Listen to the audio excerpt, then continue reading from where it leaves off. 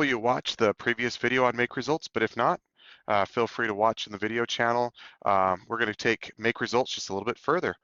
Concept is, last time we talked about taking MakeResults, building a simple field. Let's talk about using something else. I've mentioned before the StreamStats command. We're going to add another field here, MakeResults count 4. If I just do this, basic principle is you put the count in there and it will create that many items. We want to fill them in. One of the easiest ways to do that is you can just use the StreamStats count, and it will now just count each line. 1, 2, 3, 4.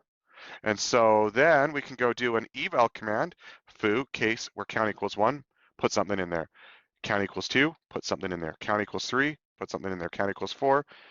And so next thing you know, you've got yourself some data being filled out. And again, you can then start to do where foo equals value A. I mean, so you can just start doing your own little queries. And so it doesn't matter whether you have the data or not. It doesn't matter whether you can index or not. It doesn't matter if you can pull stuff back.